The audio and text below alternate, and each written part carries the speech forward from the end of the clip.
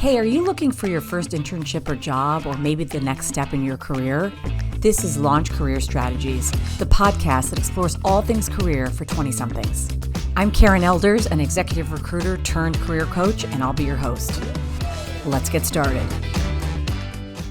All right. Welcome back to the Launch Career Podcast. So today, we talk a lot about getting the job, all the things that go into the efficient jobs process, effective job search process. But I think what's also so critical is how to excel once you get the job. And I'm really excited to have this conversation today. My guest today is Dr. Deepak Bhootra.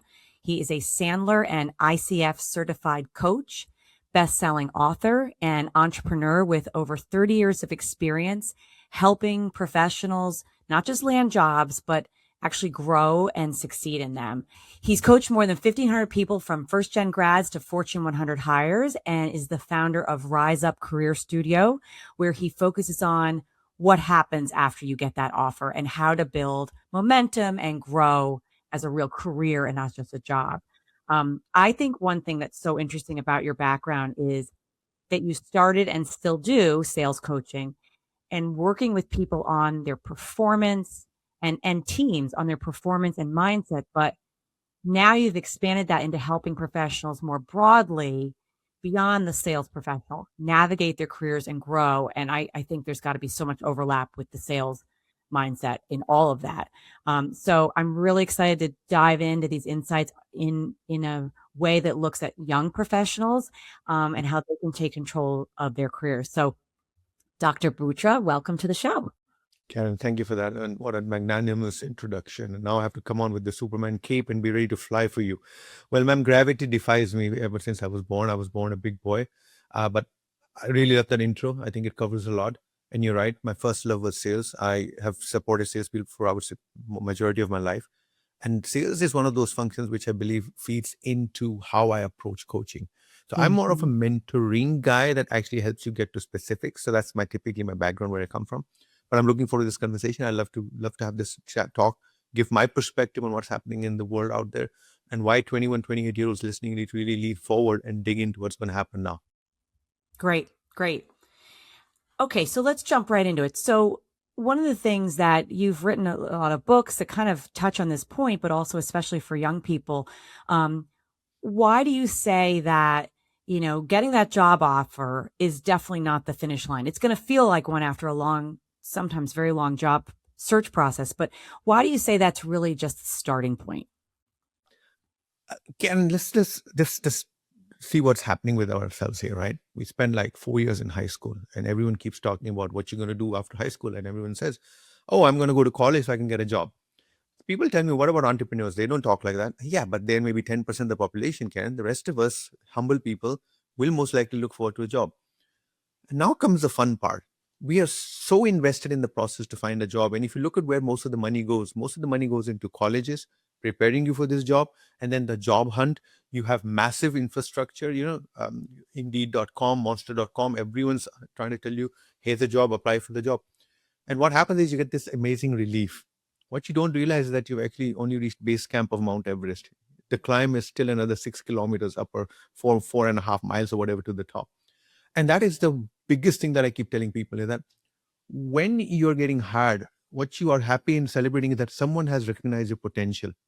Amazing. I love that. Now comes the bad news. But recognition of potential is not sufficient to guarantee growth, right? Karen, if you understand, visibility is necessary. And a lot of things that we taught in college are not how to navigate this mess that you are now going to inherit. And the last point I'll make, Karen, just to put this into context, is think about it. You spent 8 years to get a job, but you forget that you still have another 34 years of corporate servitude. How are you going to navigate those next 30 years? And by the way, life was simpler when you were in college. Now you're going to settle down. You're going to say, I want to have kids. I want to buy a property. I want to, I have ailing parents. I want to just keep in touch. I've got family that's now expanding on my side, on the wife's side. How do you manage all these relationships? That's when reality hits you. So therefore, my big focus is on, you've got the job offer, celebrate, enjoy, but now switch gears and start thinking about what do you need to do to optimize the journey ahead. That's how I position it, Karen. Yeah. And it's so true about the structure. I mean, you think about it in school, it's clear, you have assignments, you have goals, you have grades that show, okay, I succeeded. I, I I have an succeeded. accomplishment. I did well. And, you know, it's, it's, it's very clear. It's a clear structure. And I think that can be really stressful for young people when they go out into the world because they'll do exactly what their boss asked and they'll do it perfectly. And the boss will be like, okay, here's what's next. Okay. There's no big rah rah good for you trophy that comes. And that's, I see that a lot with young people I talk to who I'm working with that are already in the job space and 3 or 4 or 5 years into their job. And that's a real transition. So I think you said it in my research of your work and books and things and I think this is a quote from you that are saying just the thought of the first 3 to 5 years of your career is really where it either compounds and starts to really come together or it stalls, which is really young to say something like that. Will you speak to that quickly? Yeah, sure. Look at it this way, Karen, right? A lot of people get the job, and like you said, Mm-hmm. exhale. Yeah. Now comes the critical point. 2 years later, when you're slightly disillusioned, someone says to, and you're talking to who? You're talking to a friend. And what do friends do? They give you what I call low level advice, which is adapted to you as a human, but not adapted to you as an employee. So you're going to get things thrown at you like, oh man, leave them. Yeah. You did. So what you do is you then say, okay, you know what? Everyone says that I should leave this job because it's hitting my mental health. First of all, is that we've actually cheapened the concept of mental health, kind of, if you think about it, right? Everything is, I'm so depressed today. And I just look at that person and say, wow, do you even know what that means? Why are we using these labels, right? So we use labels, we use them quite a lot. Here comes the fun part, Karen. Now, I am now leaving the job for the wrong reasons. So I actually have a framework called the push-pull framework. And the push-pull framework is very simple, Karen. It says, ask yourself a simple question. Why are you leaving? And if it is because you're being repelled from your job, then ask who is repelling you. If it's a manager, then ask yourself, could you have managed upwards better? And what people end up doing is that they never have this honest conversation with them. They are moving away from the issue. And I think we have trained people to do that with efficiency. 30 years ago, my parents used to tell me, you need to listen to your bosses, you need to obey your bosses. And today we actually tell people in a post-COVID world, no one asks the question anymore, Karen, where do you see yourself in 5 years? Because they know there is no answer to that anymore. Now we live in that Mm. dichotomy, right? And one of your guests, James Sitton, also said it. For the last 40 years, every year we've been saying the same thing. This is the most difficult time for job seekers, which simply tells you that you're on a steep incline and it gets harder and harder and harder to keep staying at the same place. So now here you are, took the wrong advice, you exit your job. Most likely you're going to go up taking a 10-15% cut, Karen. It'll Yeah. take you 4 years to get back the same position you were at where you were. And guess what? Buyer's remorse. Each and every one of my clients who tells me that they kicked the can because they were upset about something and they could not control that emotion, made the wrong decision. If you're on $100,000 in 3 years at 10%, you're actually going to find yourself minus 30K. And at the end of 30 years, you minus 150, 200K. Minus 150, 200K is a one bedroom apartment somewhere in rural America, right? Yeah. So that's an asset you could have bought. You could have got a very small vacation place somewhere out in the in the boondocks or whatever you call it. So I just say that's what I call about compounding. And I always try to say this to people in a way that the numbers help you, right, Karen? How Yeah. much do you love your mom on a scale of 1 to 10? People tell me 11, 12. Good. Because it's now giving you context that you are saying that above average is how you're trying to explain it. It's a long-winded answer. Back to you. Yeah, no, but you're right. And I think that, and we'll get into this more, but it's really what you're talking about is, you know, being reactive, like in having your face Yes. to the glass in a very reactive way. So we're talking about, how to succeed once you get the job. So what do you think, what are young professionals kind of getting wrong in that light when they're thinking about promotions and growth? Like, how are they approaching it maybe incorrectly, especially ones that maybe are finding themselves stuck pretty early? Yeah. Uh, This is the really cool part. I mean, with people this much gray hair, right, Karen? I've been around the block a few times, right? I go back to 21. When I was 21, Karen, I had certain frustrations at work. My two boys are now 28 and 26. I studied young. And the fun starts is that they call me from work and they're sounding exactly the same Deepak that I was when I was doing those things. So I asked myself, can we say that humanity is always wrong when it comes to promotions, growth, and what exactly is going on? The frameworks are still not there. So Ken, I always tell my sons, and I'll say to anyone on this call, a lot of us assume, that growth is a reward for hard work. Nope. Mm, Promotions usually come from a combination of performance, visibility, and trust.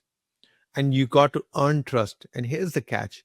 When I speak to my two sons or to a lot of 21, 28 years old, there's a certain sense of, and I want to be very cautious how I say this, entitlement. And we need to slow down. Your hard work is there, but you need to actually ask yourself and you need to internalize very clearly, did I do something that anyone else could have done? If the answer to that is yes, or very likely, then you need to understand you've not established that what I call extra, that X factor that differentiates you, Karen.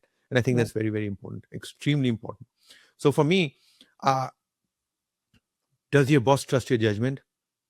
Do you communicate clearly? And I'm saying these questions because on each one of these, I was told I am lousy, very bad at it.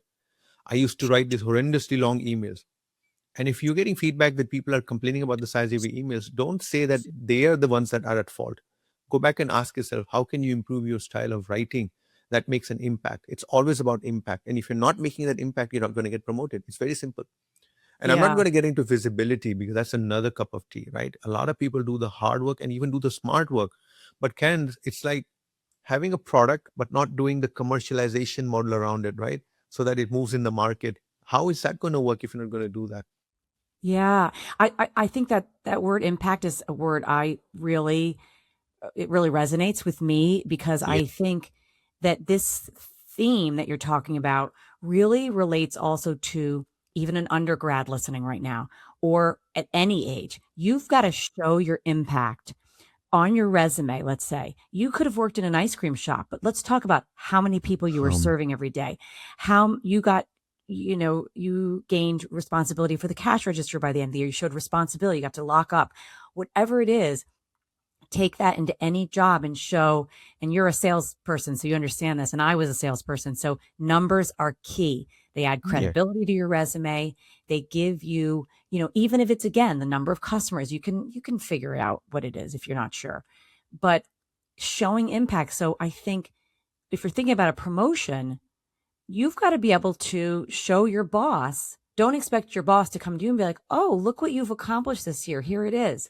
You got to, unless you're a salesperson, and granted, those numbers can be pretty black and white. But if you're a lower level person, or even if you're a salesperson, you've got to be prepared to proactively have that conversation as if you're going to show your boss your resume bullets. If you were looking for a job that day, what would you be selling about yourself? What impact would you What? be selling? But Karen, this is a remarkable conversation. If you think about it, you've actually simplified it, right?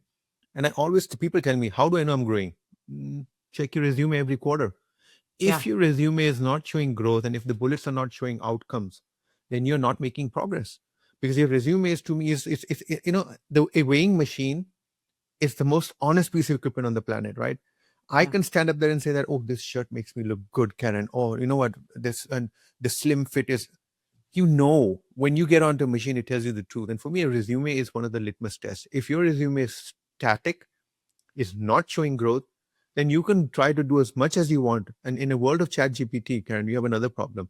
People are getting an overinflated sense because chat GPT tells them how to write their resumes. Chat Mhm. GPT tells them how to polish their resumes, but not a single person is actually stopping to say, chat GPT is actually showing me something which makes my resume look awesome. Now the next question is, but does it reflect what really is happening in the real world or not? Because Right. that's when you're going to fail. All you've done is you've kicked down the can down the road. You're going to go to the interview, and the interview is where you're going to get caught. And that's one of Totally. the reasons why I think, Karen, by end of 2026, you and I are going to see 100% people whose resumes are moving to the next round are not going to move because of the resume only. It's going to move because they did a 15-minute AI infused on a recruitment interview, Right. which honestly speaking, I've done 3 of those, Karen, to test for 3 different companies. And I'm telling you, Karen, here be danger. They are brilliant. They're absolutely brilliant. They took me and incisively went in so deep. There's no recruiter who can do that. They were like, how exactly did you do this project? Explain, explain, explain. How did you measure the baseline, Deepak? Because in a project of this nature, knowing the success means that you need to know the baseline. I explained the process. Then it says to me, which were the top 3 metrics you actually use? Tell me, Karen, when did a recruiter ever get to that level of detail so quick, so fast? That's Right. not a recruiter's job, right? They are going to keep it at a different level. And this is what I'm just giving people caution to. Your resumes need to reflect you, the human, not reflect what ChatGPT would consider how to match it. That's why I'm exhausted with all these resume companies out there that tell you, put in the job description, and I'm going to give you a resume that matches, because everyone is doing what I call ATS bombardment. But Right. no one is actually saying, how do you make sure that when you survive this and get in front of that interview, how are you going to tell your story? And that Exactly. I always reverse engineer. Tell your story to me first, and then I will put it into resume, because then it's more confident of what's in the resume. It's Yep. just one of those things. Well, and ATS that Deepak just mentioned is the applicant tracking system software, which is essentially the filter that companies Ooh, use, the software filter I that, love the yeah, word filter. You nailed it. It is a yeah, filter. I mean, it's a yes. filter. It's a Yeah. filter. And they use it. And recruiters also have a way to use a similar system. I used to use it when I was a recruiter, and a special LinkedIn platform that you pay for as a recruiter to use similar keywords and things to find your target candidate. But anyway, in case someone just didn't know what that was, Thanks for that, Karen. Yeah. well, and I just think that the visibility piece we will keep separate, but I just love this conversation because I think it's really important for people to understand that there's a proactive element.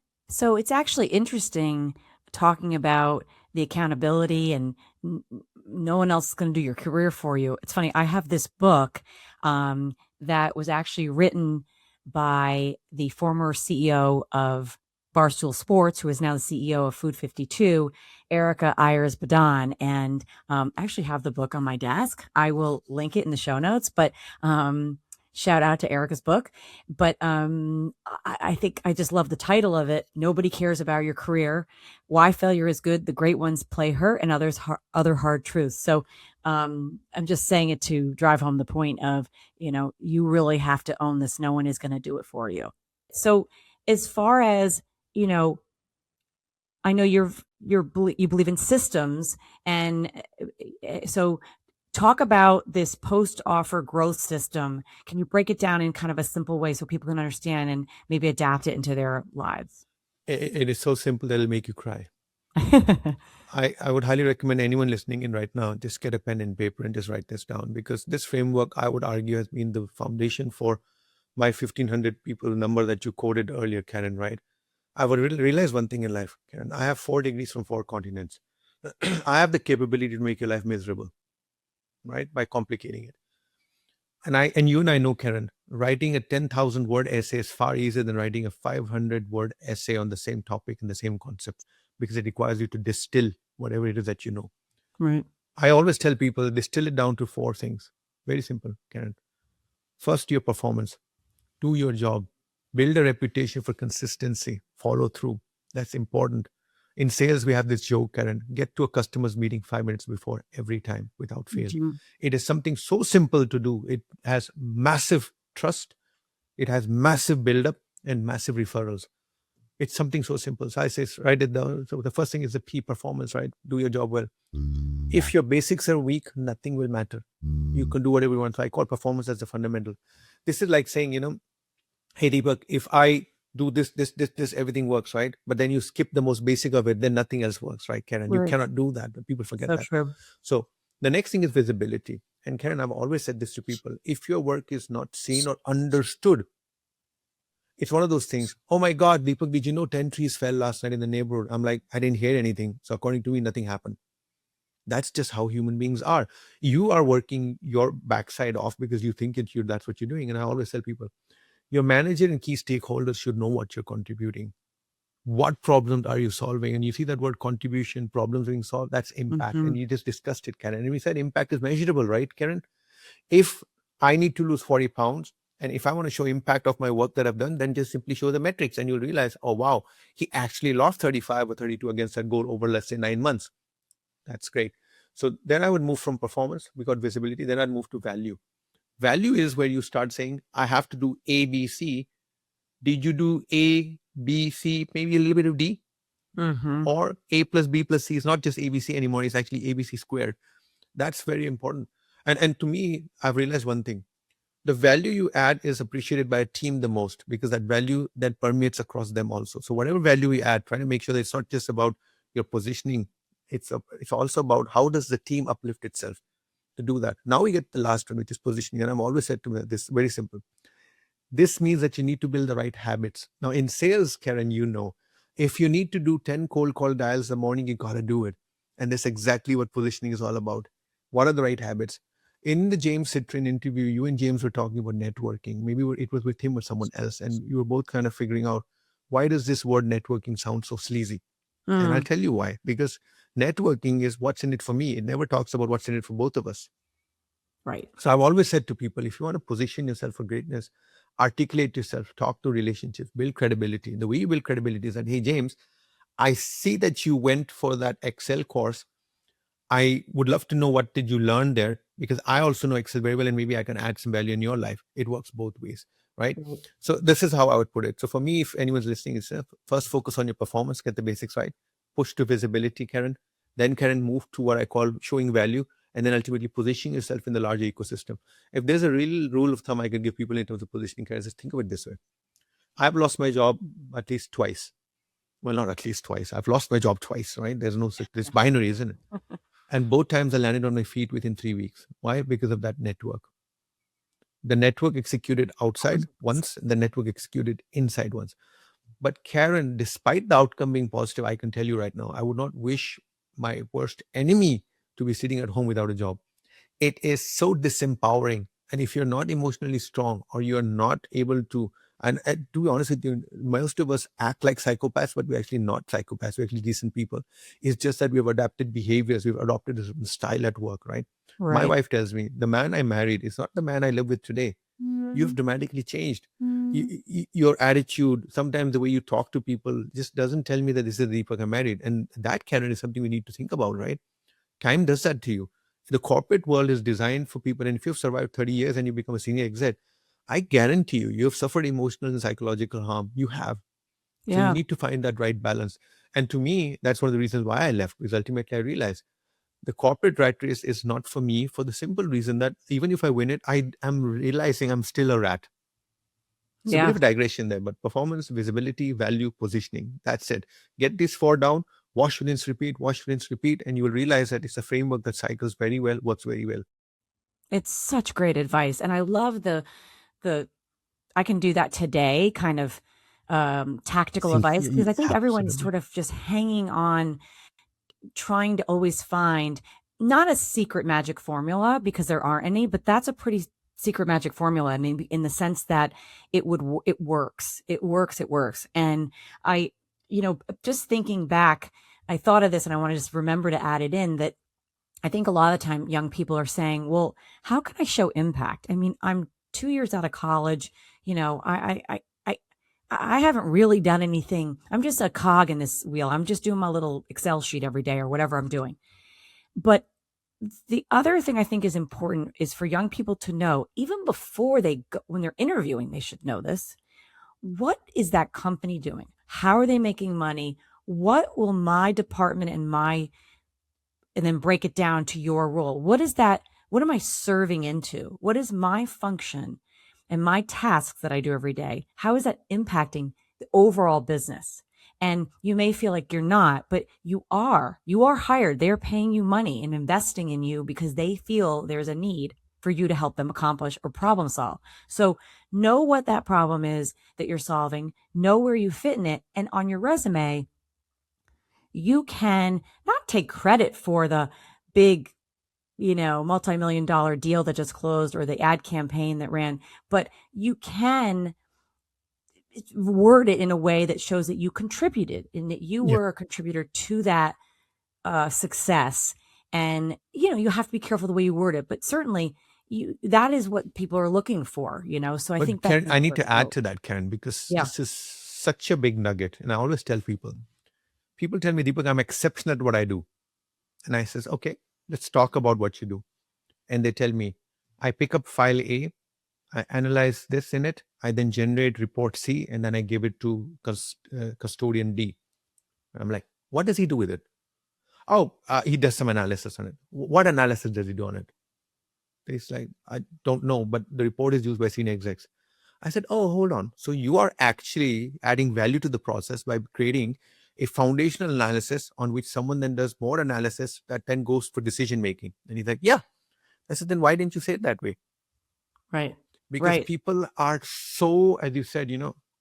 We're I all in our am little funnels. exactly. And I always tell people, and if you don't understand what a company does, you don't understand how you fit into this larger cog. And one of the things I really appreciate, and I learned this at HP, is Karen, we have these big, hairy, audacious dreams, right? Goals that a company has at the top. Taking that and then making it meaningful to the person at the bottom is a skill that most leaders don't understand, is actually what sets you free. When you Mm, connect a person's vision to the larger vision and you get that right, it'll blow your mind what happens to the common man. There's this joke that we can have in India: fear the common man because his ability is very uncommon because he can vote. And when you mess with him, he will vote you out, right? That's how a democracy works, correct? So mm-hmm. suddenly you realize that, oh my gosh, this one man, one vote thing makes the common man very uncommon, very powerful, actually. And I've always said to people, if you are looking at this, now people tell me I don't know how to be an entrepreneur because I don't come from a family of entrepreneurs. My question is, okay, do you run a family budget? Yes. You're an entrepreneur right there because you know how to operate with money, you know how to live within your means, you know how to make the judicious choices where the money should go.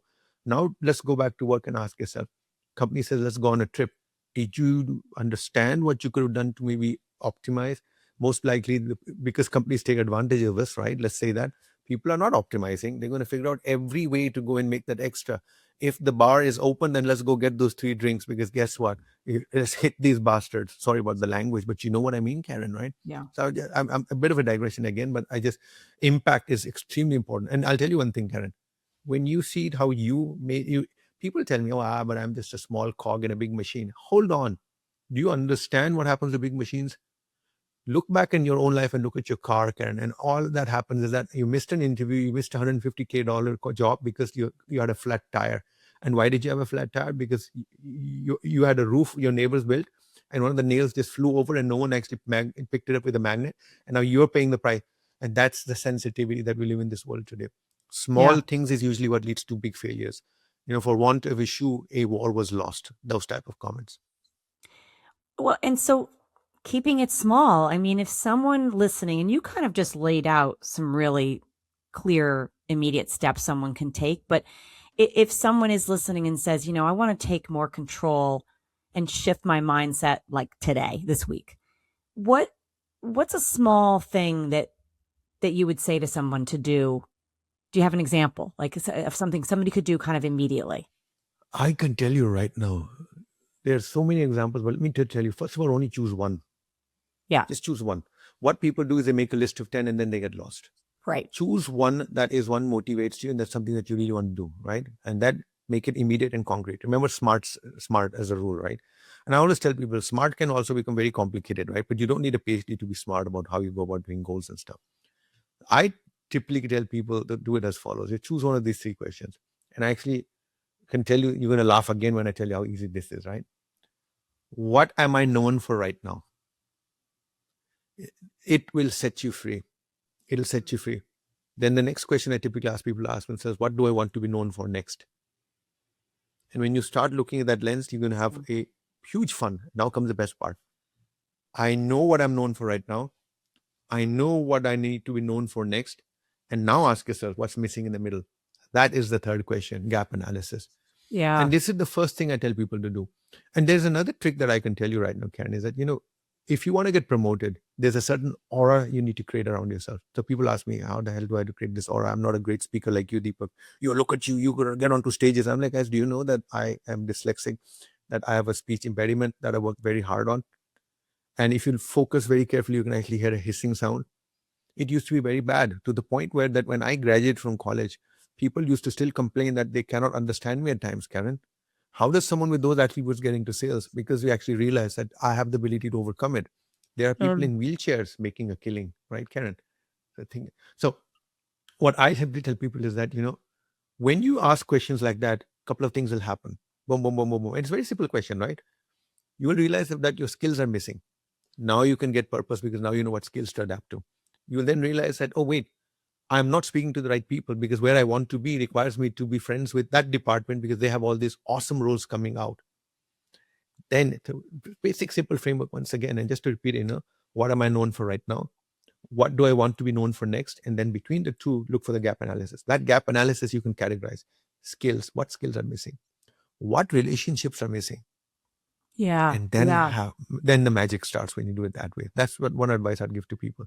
And I always tell people, if you find a gap, be honest with yourself. Is it a skill? Is it relationship? Then work on it. And also know when to give up working on certain, people tell me, I'm speaking to 3 managers for 3 different roles, but they never give me time.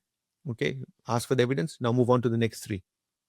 Yeah. I think it's Yeah. one of your podcasts, Karen, one of your guests said something very profound. They actually said that when you are meeting a senior exec, having an absence of clarity is very visible. It causes problems. And I think James Citry and a couple other guests also hammer about the fact that you need to be precise as to where do you see yourself going.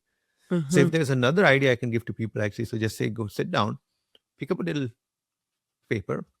Don't write stuff on computers. Trust me, that little tactile ability to take a pen and press down hard on paper is so powerful. So When I powerful. read, I actually put my fingers and I'm literally following the words as if it's braille. Because to me, it's like a superpower. I'm like feeling the page. I'm feeling what I'm absorbing. So I tell people, write down what are you going to do? How do you want to approach the challenges? And it Yeah. makes a world of difference when you take that approach. I think I love that. I mean, if young people are listening, they're probably like, well, although, you know what? I think there's a resurgence in the pen and paper, actually. I read that recently that people are going back to it, and just the connection Yes. of pen to paper is kind of incredible. But I, I do also love that kind of idea of one conversation, one small change, one shift. And if you don't know all that we're talking about, I think I can hear people saying, well, but I've tried to have these reflections and I just don't feel like I'm coming up with something. You need to talk to people around you too. And maybe it's a conversation with your boss or a coworker to say, how do you perceive me? You know, see what other people think. And then you have to kind of, filter that in your own way to bring together where you feel. But I think you might Yes. need to ask folks around you. And maybe it's, I just listened to this podcast and from Launch Career Strategies, and they were talking about having career clarity. And you can say to your boss, I feel like I want to be more lean in on my career and know where I'm going. Will you help me? Or this is why you need mentors in your life too. People that You do. maybe You don't do. work with you, that can Karen, advise I, you. I I know this is a digression, but you know what? There's something that you said that just triggered a thought, and I just want to share this quickly with you. I've always said to people that when you feel that you are not understanding whether you're making an impact or what people think of you, actually go and ask people what they think of you. You'll be very Right. surprised, Karen, right? You'll be surprised. A lot of people over a cup of coffee like to tell you, Deepak, I love working with you, but you know what? And this is true. Everything I'm going to share now is all factual, happened to me. Deepak, the problem with you is that I don't know when you're being serious and when you're being a comedian. And sometimes that can be disruptive. That actually initially made me angry because for me, it was a strength. If you were to do a strengths and weaknesses analysis, or areas of development, as we call it, I would have written one of my strengths is comic timing. Huh. It worked for a certain time, but when I was being selected to become a director, that very same strength was now put into the liabilities column. Right. What I tell people is that the role where you're going, simply go and put down on a piece of paper. If you were to speak to my colleague, I want the colleague to say these 3 things about me. Right? Call it your personal brand. And remember, someone told me once, what's the personal brand? It's just brand. I said, stop talking like a marketing person. I Yeah. mean, that's just, when I use the word personal brand, I'm simply talking about you, the human. So people ask me, Deepak, what do you need to be known as? And I say, people's person, I'm accountable, I have high integrity. Okay. Now let's go speak to 5 people. And Karen, your problem starts immediately. You think you are these 3, but the people come back with a completely different set of 3s. Right. Now take those 2 and ask yourself, what happened here? What this means is that what you think you should be known for is not what people are seeing in your actions. Every action of yours is not delivering that result. Now, let's be honest here. Integrity is not easy, right? How do you display integrity? Integrity is that when people come to you with ideas, you actually tell them why that idea is something that might get us into ethical dilemma or trouble and help them do it the right way. People know me as ethical or having integrity because they know in sales, Karen, everyone wants to go from point A to point B straight. But I was in sales operations. I used to tell them going from A to B is also the best way to go to jail. Yeah. Let's go to B first, spend some time, get some approvals. Then from B, we're going to go to terminal D1. We're going to go to gate 9, but we're going to come back. People tell me, oh, you're going to make me lose my deal. I said, yes, because I get bonus for people losing deals, right?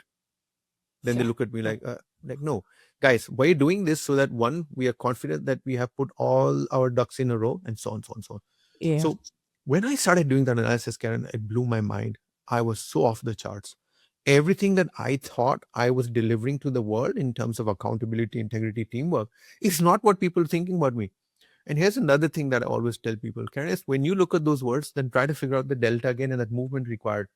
So if you're becoming a comic genius and you were thinking that you want to be someone who uses humor to break the ice, is what I would say I want to do. But if people call you a court jester, which actually was what someone called me, or someone calls you a comic genius, then okay. And someone called me as the person to go to when you're feeling down. Now ask yourself a question, Karen. Are those three things going to deliver a promotion, or is it going to give a positive aura about you? Not necessarily. Not And this is necessarily. the power. So this is why personal branding, but being honest about it and doing 180-degree, 360-degree, whatever you want to call it, right, Karen? Analysis of what do you think of yourself and what do people think of you can be so revealing, but it requires some level of maturity, right? Not many people are going to walk up and say, hey, can you tell me how bad I am? That's not what you're asking. What you're saying is start off by, of the things that I do for you, what are the two things that you want me to do more of? Right. And Start there. I think that's important is that, this depends. A critical piece of this is you have people in your life that you can go to that will be honest with you, and Yeah, but exactly. you have to let them know that you're ready. You're ready for honesty because you're trying to improve. And, I think the biggest thing trust and credibility are the two probably, which are kind of one and the same in a way, that those are It the is. things that you're trying to build up in your role for a promotion. Do they trust me? Do I have credibility? Can I be trusted to go to the next step where I haven't done it yet, but they have, But they see the as you said in the beginning, they hired you in the first place because you have, I just lost the word, but the capability, the capacity, they trusted you. They path, knew you could do right. it. The potential is the word The that I have used. potential. Sorry, that's it. That you have the potential to grow. And they think of that when they first hire you. They're not just thinking of the first job. They're actually thinking to themselves, we think she can do this job or he can do this job, but we also think that they are promotable. That is a big part of the hiring process. And people Absolutely. forget that. And I've heard someone I interviewed a while back from a private equity firm was saying that, they'd hire these very successful, maybe they're coming out of investment banking, they're a few years out, or, very, very bright coding, call it engineering, analysis type of minds, but they didn't have the ability down the road, they didn't think, to put in front of the client. They just didn't have enough maybe personality, or they couldn't articulate verbally what they had done in a way that would be client presentation ready. And so they might actually hire someone else who maybe doesn't have that level of the analysis piece, but the potential to put them in front of clients and grow them in other areas that were needed and be part of the culture of the company, things like that. Someone that would, engage in the company. So there was just an interesting example of that as well. So Can I challenge you on that one, right? Here's what I've also realized. Something very weird is happening in the world. Karen, we hire based on a snapshot in time, right? mhm. Someone has come through a process, and then you got this crazy process that some people have. Amazon, some of the investment banks will have 8, 9 rounds, right? And just one round failure is completely, you're off the charts. But you may still go through the full rounds, but it's possible that number 2 or number 3 itself said you're not the right person. But they typically do the full thing and then meet at the end. When companies like that tell me we did a bad hire, I actually hesitate a bit. Hmm. What do you mean? Did you not have the right process to check? And here's what the answer I picked up. That so-called great hire becomes a bad hire because the environment changed. But no one is looking at that. Everyone's looking at the fact that they think human beings are static, right? We respond. Don't we behave differently in winter compared to summer? So then why do we expect us to do differently? So people bring in people and then they tell me, oh, you know what? We took him to a client presentation in that example of yours as an example, right, Karen? And he just couldn't deliver that presentation. Has he delivered it before? During his interview, did he give you evidence that he could deliver presentation, or did you fail to ask the question? Mm-hmm. I'm actually putting, I would say, recruiters on the block here. And in fact, my favorite game that I play with sales leaders is as follows. Wow, Deepak, 80% of the team is not making their number. I am going to put all of them on performance improvement, then I'm going to kick their asses to the back curb. Apologies for the language, ma'am. And I look at this guy and I say to him, okay, but weren't you celebrating these guys 6 months back when they were all making their number? What changed? The person didn't change, the circumstance changed. Most likely they did some overgoaling. Maybe they made calculation errors, right? Your behavior also is a reflection. If you as a sales manager are going to be in a very bad mood, then I assure you the world is going to look very bad to you. So I always try to bring the lens back to bring some balance. And an ex-boss of mine once told me, I came out of a meeting once, Karen, and I said, all 11 of the people reporting to me are fools. And he looked at me and said, all 11? I said, yes. They're not understanding what I'm trying to say, what my vision is. And he said to me, I had those 11 people, Deepak. I can assure you, it's you. You're the problem. And I hesitated a bit and I walked away and I actually thought to myself, we have 11 bright people that are sitting in a room all confused because of my style, of my approach. Then Deepak, you cannot complain about humanity in general. You need to ask yourself, are you asking? So I actually reconvened that meeting and I redid it again. But this time I switched gears. Instead of standing in front and pontificating, I actually sat down and said, hey guys, this is how I think I'd like to approach this. And here's a vision. I want each one of you to take 5 minutes and tell me how you can support it or how do you think we can make it better or either a different direction. And that changed the mood. And then I realized all this team wanted was that they were used to a democratic process of getting to a conclusion. They wanted to be part of that journey, but we kind of skipped that. So once you understand that, then you get team dynamics that work in your favor. So all I was trying to say then, I'm sorry I went into that big diversion, is that at the end of the day, you need employers, managers to ask a simple question. It is easy to throw the employee under the bus. But what transpired that this person who came in, look, no one gets the job because of great hair, right? Well, you get the point, right? Yeah. No one gets the job because of that. There's something that happened at the interview. You clicked. You maybe did wear a suit to it. I get that. But at the end of the day, fancy suits are not going to get your job. They do. It's like the icing on the cake, right? The basic cake has to taste awesome. Something goes wrong. What went wrong? People don't do enough analysis on that. And typically things get revealed at the exit interview. Remember those exit interviews? A fantastic source I of still do information. them. They still do them. And they're actually, in my opinion, the most important. I would say they're far more important than interviews. But yeah, maybe I can't speak generally whether everybody does them, but I know they still exist. But they exist. You're right. What they do with the information is the company. That's up to them and whether or not they take advantage of that moment, because it's a very important moment. But this is amazing. I mean, I feel like, my gosh, we have so much more we could probably keep talking about. But I think the big takeaways that I keep kind of coming back to me are, number one, taking control and being proactive and owning your career. Just like finding a job, building your career is your responsibility, that no one is going to do it for you. College and your school life, people structure things really well for you, but you've got to take ownership of it, but ask for help. Let people help you reach your goals and know what those goals are. But the rubber hits the road. You're the one at the end of the day that, gets to enjoy the paycheck and everything like that, but you get to control it to some extent. Some things are a little out of your control, but I love that accountability piece and just being consistent in that. In fact, I'm so passionate about this, Karen, that I mentioned to you earlier as well, that the whole thought that you have a 21-year-old now at his desk trying to figure out why his boss is not available for him and so on led me to actually build my own business and idea. And I mean, you can see it in the back bookcase as well. RISEUP is something that I worked on to put together in terms of a framework. And how do you help these 21, 28-year-olds, right, to get some structure? These are people that can't afford very expensive coaching. But coaching is so valuable at that point, because who do you go to? They're going to go to colleagues who also don't know anything better, right? Yeah. Not many are going to find the right mentors or the right internal. I was very lucky, but I also was very different, Karen, right? Very ambitious, very structured, but I'm also very emotional. And I think finding the right person that would control my emotion was really awesome. So that's what I'm going to spend most of my energy in what I would say the next 15 years of my life before we go back to the big home at the top. But I'm very passionate about this. I really feel that there's a great conversation to be had on how do we build this baseline thought process that makes these people extremely powerful and compounds. Well, and I'll have to edit this out, but that's it was my next question. Somehow I'm like skipping it, but yeah, let's tell us about Rise Up, what it is, exactly, as far as, what does someone find when they join Rise Up? Does it cost to join, or is it a subscription model? And then once they join, what type of interface do they get from the Rise Up platform? Sure. So a couple of things happened.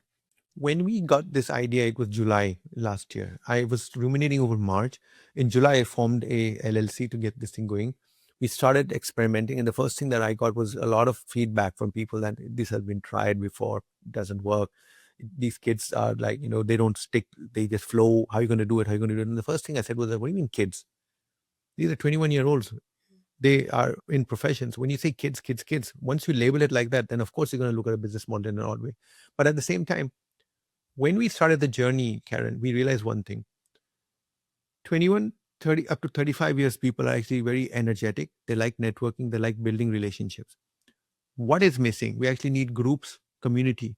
If you build community at the core and then give people the right tools and simplified process, and then instead of charging a truckload of money, you give them a very simple subscription-based model, right? There's also a freemium, because today in the SaaS world where we live in, B2C, many companies will offer something for free. Think of it as a lead magnet to get the people in as well. But from my perspective, I'd like to offer something for free, because I started RiseUp as a do-good initiative, Karen, honestly. I was putting my own money into this to build a platform out and a community out. To do that, we actually went and we just used LearnWorlds as a platform for the community, which is something similar to like, school and so on, Circle. And we built it. We got 700 people came on board, and the 700 people are saying to me, how can we help you make this better? And I says, cool. So we actually use those 700 people not to make a penny in subscription, but actually to say, here's how we're going to build the community. This is what we're doing. Tell me more, tell me more. And we, from that feedback, got an understanding that people actually want an integrated environment. They don't want to pay $15 a month to resume shop that only does resume, then pay another $15 to someone that does an AI interview. They're asking a very simple question. In this age and day and age where AI is now pervasive, how can you bring coaching to the masses? One. Number Right. two, give me all these tools, and I don't really need all these features. What's going on here? I don't need 50 templates for a resume. Karen, you know that, right? A resume that looks awesome is great, but if the content is bad, it's still bad. Right. They don't want to pay for all that. By the way, ChatGPT actually has already closed the gap also. ChatGPT, Claude can actually help you with your resumes. Now comes context, Karen. And that's when I suddenly stood up and I said, wait a minute. If I can build a brain that connects all these elements and I can actually handhold you over the course of 6, 7, 8 years, Karen, you're a coach. You know what's going to happen. If you have a customer that talks to you regularly for a year and you do 12 sessions with him, just the transcripts, knowledge, and information you have makes you extremely powerful and valuable to that person's life. And that is my defensibility and my moat, which is building a relationship over time, leveraging, taking my coaching skills and packaging it into what I call simplistic level 1, level 2. I absolutely despise using AI avatars or your AI voice to communicate your message to people, because you said something earlier, Karen. We're going to cherish a time when the pen and paper was meaningful. You and I are going to get to a point where, Karen, we're going to make a call, we're going to go online, we're actually going to say, I'm willing to pay $20 extra, but please get me a human being to work with. It's coming, Karen. We're going to get Yeah. exhausted of all this nonsense. And this has been our Right. history, right? And that's why I always tell salespeople, the number of salespeople will fall thanks to AI. But those who survive are going to survive based on human skills. The moment selling, B2B then becomes belly to belly, as I joke, Karen. That's what my granddad used to tell me. Selling is belly to belly. And I used to laugh at the old man that is so obscene. But guess what? He's spot on, Karen, when you cut through the stuff. So, sorry. Yeah. So It's RiseUp is true. designed for that type of people. I want these people to understand that there's a system, there's a community that will help them. Everyone thinks their story is unique, but when you start scratching the surface, you actually realize it's the same story repeated in 20 different shapes and forms and sizes. It's like objections, right? There are pricing objections come in 20 forms, but it's still a pricing objection. Same Right. thing. You Yeah. have 20 people saying, my boss steals my ideas. What do I do? The answer is always only two answers. Let's just talk to you through that. So that's my goal and agenda. And I think that we're on to something, Karen. We've raised funds. I want WeFunder, wefunder.com/riseup at work. I know it's a mouthful, but RiseUp is taken. RiseUp is a bank. Rise-up is taken. It's a band in Texas, believe it or not. So I did all my homework and stuff. But to That's me, funny. RiseUp is a framework also. The RISEUP is a framework. And you realize I'm a frameworks guy, and I try to keep it very simple. I think that's wash, rinse, repeat is the most powerful thing ever given. And my wife tells me, you've been talking about wash, rinse, repeat for the last 30 years. Deepak, no wonder God will give you no hair. So, yeah. But I'm the biggest consumer of shampoo in my house, Karen. Go figure. Yeah, that's funny. Well, excuse me, it's great. And I think, I will say, I think one-on-one work can be great, but I've also done and continue to do group work as well. And there is something so much, the energy of learning from other people is fabulous. So I love that and the community you're building. So good luck with that. And thank you again for being on the show today. Oh, great conversation, Karen. I really enjoyed this. Thank you for having me. Are you looking for more career advice or one-on-one career coaching? Check out Launch Career Strategies. We help young professionals launch successful and fulfilling careers. Check us out at launchcareerstrategies.com. By the way, if you enjoyed this podcast, please leave a rating and review. Reviews are key to helping spread the word about the Launch Career Strategies podcast and our career coaching services. Thanks again for listening. I hope you're having an amazing week.